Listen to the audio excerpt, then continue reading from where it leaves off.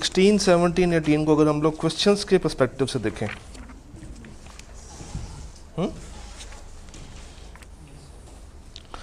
तो हमारे पास 6 एरियाज हैं 3 चैप्टर्स में। थोड़ा सा इसको बोर्ड पे लेकर आते हैं ताकि आपको थीम समझ आ जाए।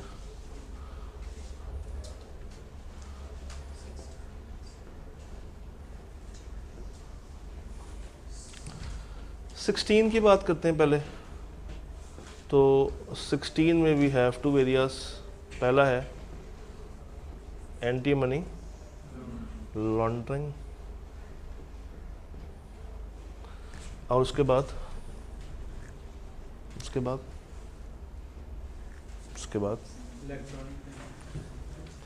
आवाम नींद में है। इलेक्ट्रॉनिक मनी या इलेक्ट्रॉनिक पेमेंट्स? पक्की बात है? आखिरी फैसला?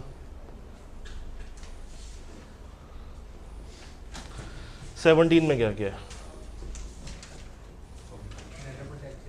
डेटा प्रोटेक्शन,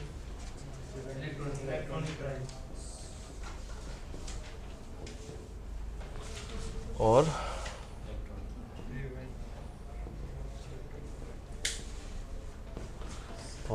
18 में और आर्बिट्रेशन।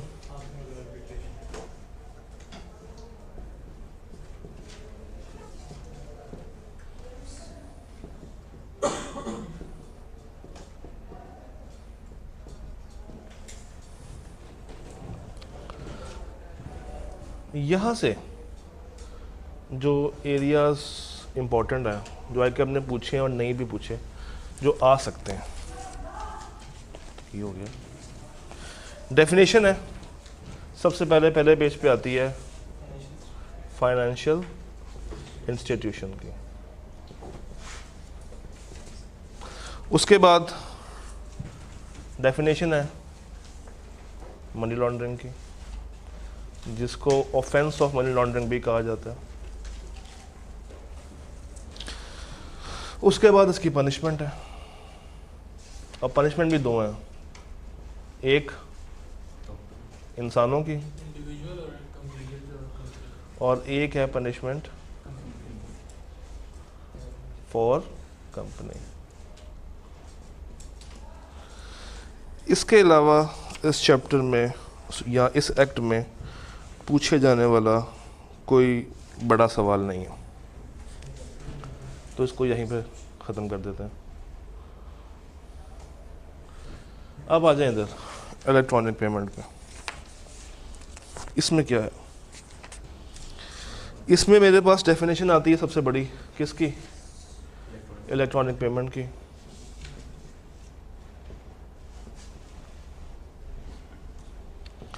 उसके बाद फंड ट्रांसफ़र,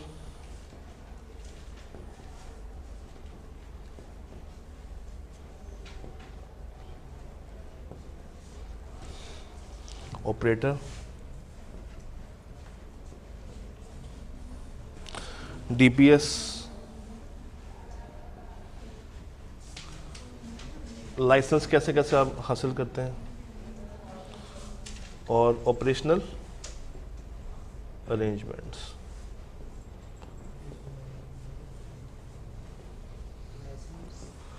लाइसेंस हासिल कैसे करते हैं और लाइसेंस को रिवोक कैसे किया जाता है।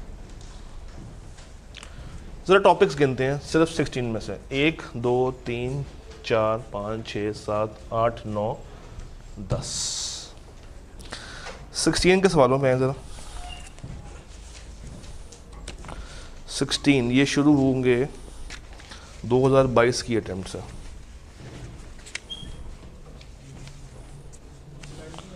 क्या? और लैपटॉप भी गायब है हमारे पास। बुक नहीं है? बुक है, मैं यहाँ लिख देता हूँ। स्प्रिंग 22 में आके आपने पूछा हुआ है, बताएं what is money laundering offence और उसके क्या क्या कॉन्सिक्वेंसेस हैं। तो ये सवाल इकट्ठा आके आपने टेस्ट किया हुआ स्प्रिंग 2022 के अंदर, और यहाँ से आके आपने पूछना क्या है? ऑलवेज रट्टा, ऑलवेज क्रैमिंग।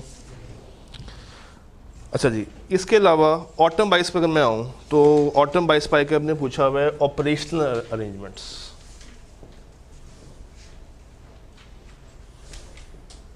क्रैमिंग स्प्रिंग 23 में आई कैब ने कहा कि लिस्ट डाउन एनी 4 सर्कमस्टांसेस जहां पे state bank of Pakistan revoke कर सकता है डीपीएस लाइसेंस की रिवोकेशन। स्प्रिंग 2023 और उसके बाद डेफिनेशन है फाइनेंशियल इंस्टीट्यूशन की ऑटम 2023 के अंदर। अगर मैं बहुत ही रिसेंट पेपर की तरफ आऊँ तो आई कैब ने क्या पूछा है, आई कैब ने कंपटीशन एक्ट पूछा है जो किसके ताल्लुक़ नहीं रखता, इलेक्ट्रॉनिक फ़ंड पूछा जो कि ताल्लुक़ रखता है।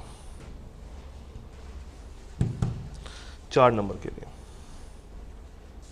स्प्रिंग 2024 16 का पूरा मैप तो ये है। अब आप देख लें कि कौन से एरियाज अभी तक स्टिल अनटेस्टेड हैं। उसने 16 तो अच्छा खासा टेस्ट कर लिया है, एक अटैम्प्ट में उसने ये सब कुछ पूछ लिया और उससे अगली में बॉटम में क्या पूछ लिया, डेफिनेशन बड़ी वाली। यहाँ पे उसने अभी तक जो एरियाज टेस्ट नहीं किए वो डीपीएस, इसकी डेफिनेशन, ये डेफिनेशन, ये गलबन आई है ठहरा नहीं, फंड की आई, इलेक्ट्रॉनिक फंड की आई, ठीक है, हाँ हाँ ठीक है ठीक है ठीक है, ये फंड है और स्प्रिंग 24। अब आप देख लें ये एरिया अनटेस्टेड है, अनटेस्टेड अनटेस्टेड। इसका मतलब है कि प्रायोरिटी इस चैप्टर की कहाँ पे छुपी हुई है, क्या क्या बाइक क्या पूछ सकता है, 1 2 और 3 एरियाज पूछ सकता है। जो बहुत ही रिसेंट आया है वो उसने यूज़ किया है पेमेंट, तो शायद अब उसका ध्यान कहाँ पे जाए, और यहाँ पे आखिरी सवाल उसने पूछा था ऑटम 23 में, तो इसके चांसेस भी इक्वल हो जाते हैं।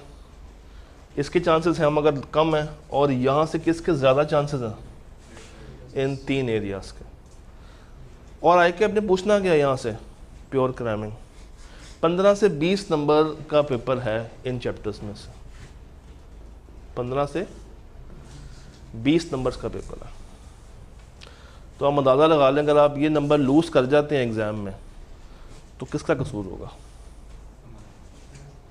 तो ये वो एरियाज़ हैं जिनको 1 गो में तैयार करके एग्ज़ाम के पहले घंटे में करके फ़ारिग करना है, यानी कि ये आपकी फर्स्ट स्टार अप्रोच बननी चाहिए। क्योंकि देखें इसमें आपने सोचना नहीं है या सोचना है। अगर आई के आप कहता है कि बताएं ऑपरेटर क्या है, इसमें सोचने की ज़रूरत है, डिपेंड करता है वो पूछ क्या रहा है। अगर तो सिर्फ डेफिनेशन पूछ रहा है तो ये, अदरवाइज पूरा आएगा। तो ये वो सवाल है जहाँ पे सोचना नहीं है, यानी कि सवाल नज़र आया, आंख बंद करके बस लिखना शुरू हो गया। और ये उस वक्त पॉसिबल है जब आपकी क्रैमिंग बहुत स्ट्रॉन्ग हो। यहाँ से लॉजिकल क्वेश्चंस या सीम्स लॉजिकल क्वेश्चंस ने नहीं आना। टेस्टिंग 1 लेवल है इसका।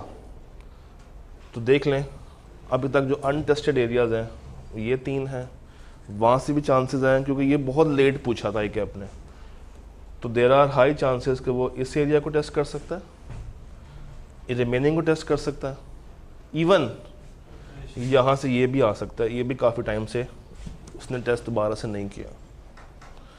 इन other words 16 is completely important except जो उसने बहुत रिसेंट डेफिनेशंस पूछी हैं, एक ये वाली और एक ये वाली। But I am not saying कि आपने इसको छोड़ देना, तैयार इसको सारा करके जाना है। ये बना लें फिर आगे चलते हैं। यहाँ तस्वीर खींच लें फिर मैं 17 पे आऊँ।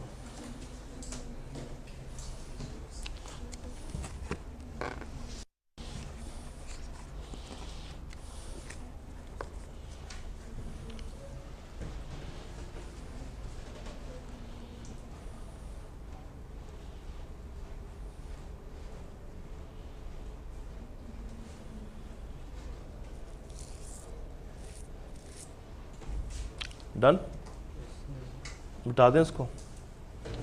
अब आ जाए डेटा प्रोटेक्शन पे, 17 खोलें ज़रा।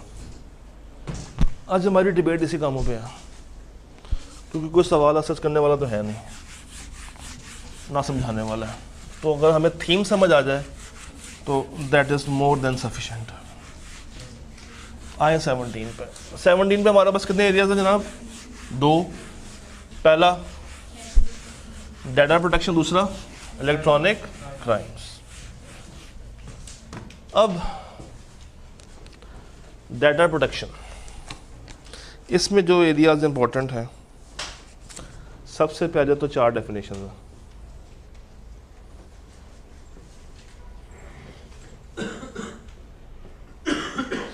कहानी शुरू करता है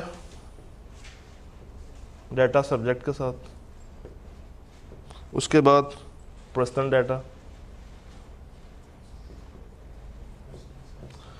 उसके बाद सेंसिटिव डाटा, और उसके बाद कॉन्सेंट, फ्री कॉन्सेंट। अच्छा जी, उसके बाद वो कुछ प्रिंसिपल्स के ऊपर बात करता है और कुछ इंडिविजुअल राइट्स के ऊपर बात करता है। तो मैं इसको एक ही हेडिंग दे देता हूँ, राइट्स एंड प्रिंसिपल, या प्रिंसिपल एंड राइट्स कर लेते हैं।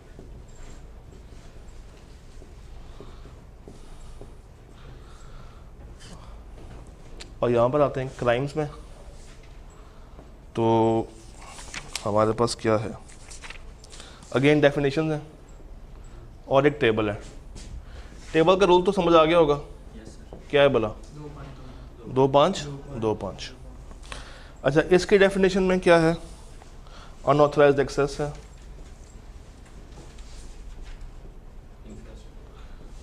इंफ्रास्ट्रक्चर है, लिखवाते जाएं, access to data,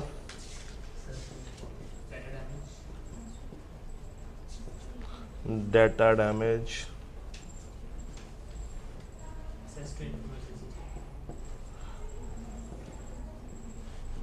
access to.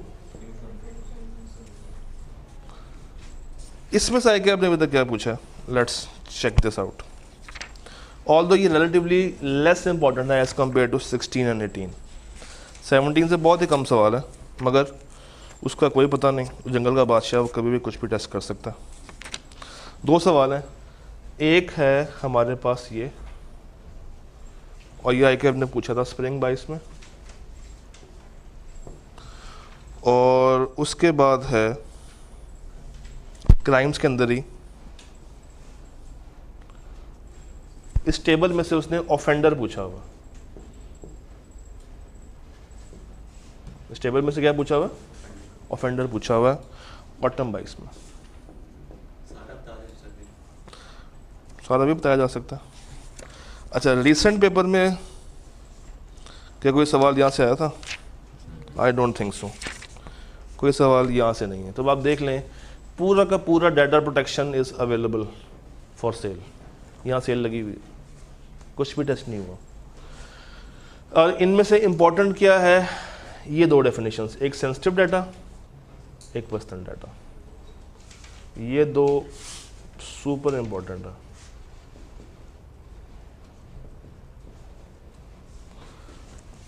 और यहाँ से दोबारा से वो ये टेस्ट कर सकता है इंफ्रास्ट्रक्चर, और बस या टेबल का वो एमसीक्यू के पॉइंट ऑफ व्यू से फिर से पूछ सकता है।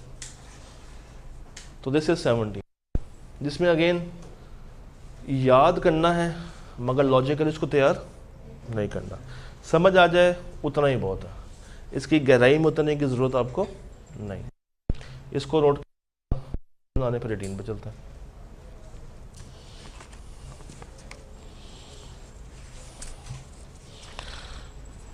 मैं फिर से रिपीट कर दूं, this should be your first hour strategy. इसके बाद 18। मैं बताता हूँ, वो हमने सारी बातें करनी लास्ट डे पे, क्योंकि लास्ट डे पे क्या है, 15 और 1 है, वो भी रट्टे वाले सवाल ही हैं। तो वो जल्दी से ख़त्म करके लास्ट डे भी आपको बताऊंगा कि what should be your 3 hour strategy. पहले घंटे में क्या करना है, फिर क्या करना है, फिर क्या करना है। ये नोट हो गया। अब आ जाए 18 पे। 18 को ज़रा फ्रंट पे ले आते हैं, बेचारा बहुत दब गया। पीछे की तरफ चला गया।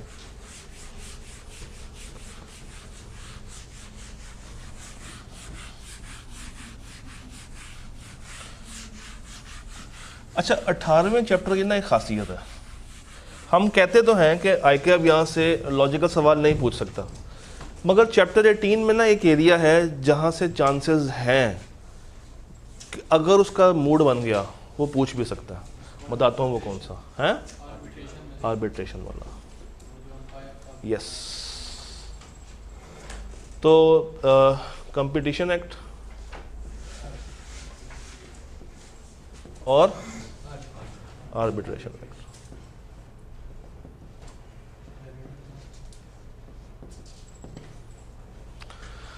हाँ जी, कंपटीशन में क्या क्या है? नींद आई भी है, नींद आ गई है। एग्जाम्पल्स है, पहली किसकी है? ये तो डेफिनेशन है ना, goods, wholesaler, retailer, relevant market, market की टाइप सारी उसमें कवर हो जाती हैं। नहीं, मुझे एग्जाम्पल्स के बारे में बताइएगा। हाँ, अब्यूज ऑफ डोमिनेंट पोजीशन, उसके बाद प्रोहिबिटेड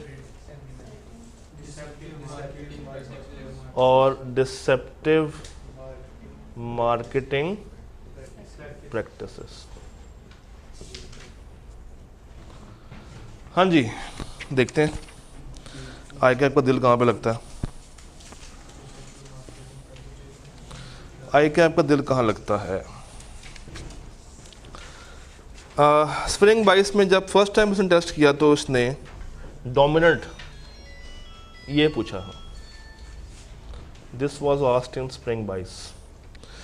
उसके बाद इसने प्रोडक्ट मार्केट टेस्ट किया, यानी कि मार्केट और डिसेप्टिव, ये एक ही अटैम्प्ट में उसने पूछा, दैट वाज स्प्रिंग 23। और आपके अटैम्प्ट कौन सी है? स्प्रिंग 24। तो इसको स्प्रिंग में पूछने का बहुत शौक है, शायद उसका ये ट्रेंड बरकरार रहे आपके साथ। अच्छा जी, आर्बिट्रेशन में क्या है इसमें बताइएगा ज़रा। इसमें स्टार्टिंग में डेफिनेशन होगी कुछ ना कुछ, देख लेते हैं।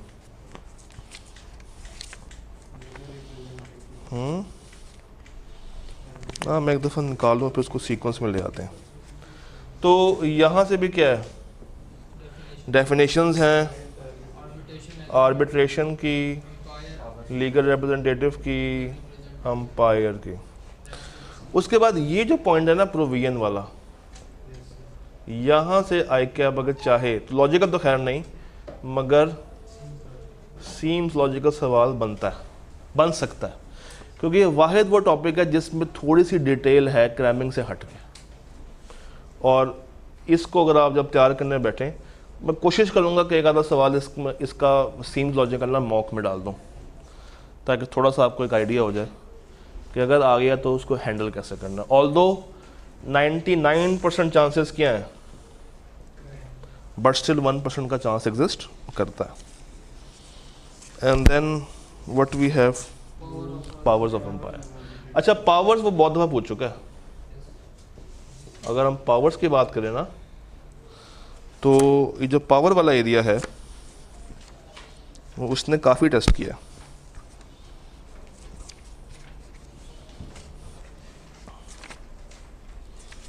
कहाँ टेस्ट किया देखें ज़रा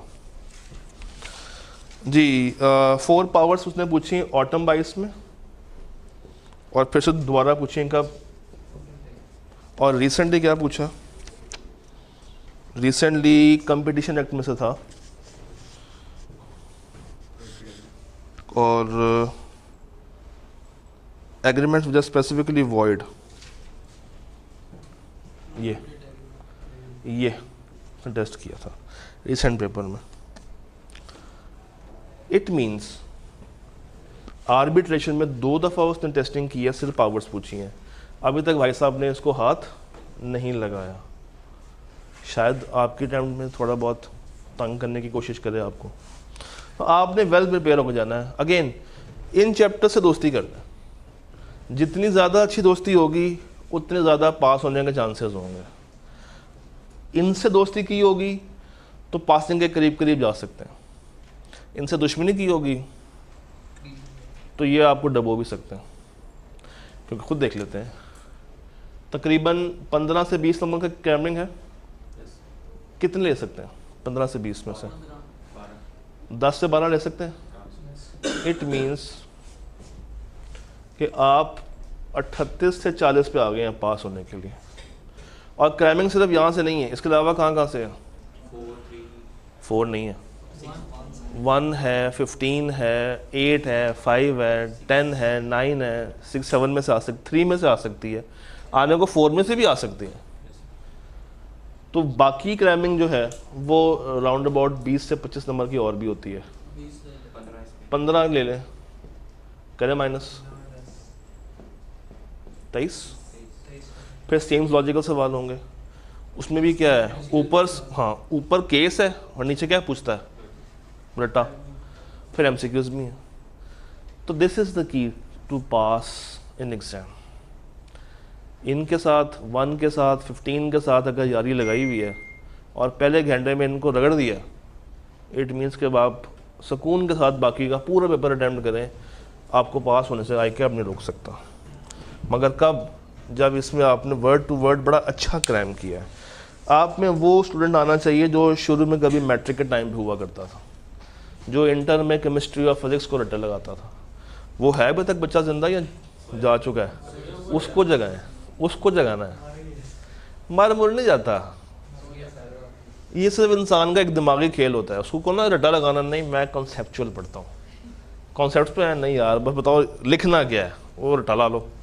तो वो एक इंसान का अपना अमल है। मगर चूँकि इसमें लिखवाने वाला बहुत कम था, तो ये एक मैप है जो कि आपको through out the time guide करता रहेगा। डन? सर पेपर में मतलब क्वेश्चन 1 का पार्ट भी पहले कर लें, फिर आखिरी दिन क्वेश्चन का हो सकता है।